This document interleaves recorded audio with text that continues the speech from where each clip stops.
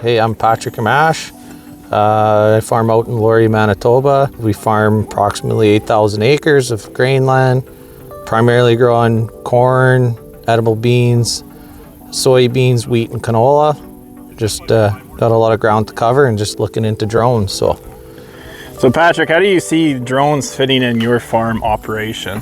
we see drones fitting into our operation as a way to increase efficiency and production and mitigate our overhead cost via getting an airplane in or even going in with ground rigs or anything kind of like that. So primarily interested in using them for fungicide and desiccating our crops, and as well as spot spraying, and in wet years going to seed the holes we went around a few weeks later.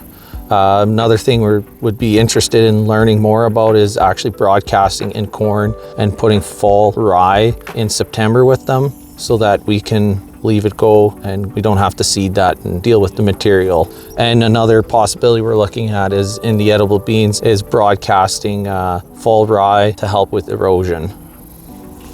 So from your perspective, what do you see the future of drones and their integrations into, not just with spraying, but just in general in farm use? I think what we're gonna see in the future, and I hope it does happen, is we're going to start using drones more for scouting, being able to identify issues that arise in the field, as well as giving us information on crop health to make sure that we're doing the right things in the field. One of the most difficult things is actually scouting across the whole field and knowing what's going on. With technology advancing, I'm really hoping that we can just send a drone out and it will tell you, hey, look, you got weeds in this pocket here. Let's fire up and throw the spray drone, go spray that 15 acres instead of going out and just spraying the whole field.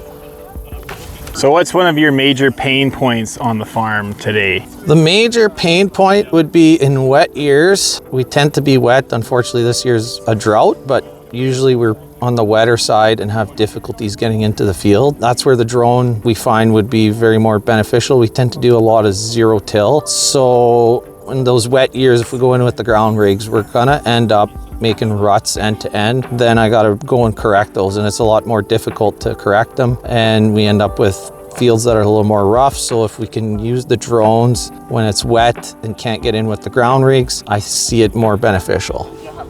Absolutely. Plus the savings too by increasing yields with the crop loss, 2%. Is typically what we see with that as well. Yeah. Is that a consideration as well? Yes, that's correct. Yeah. So what is the biggest or most interesting thing that you learned today, and where do you see, like, what specific crops you might really see this benefiting? Me, it's more about production wise. We got a lot of ground to cover.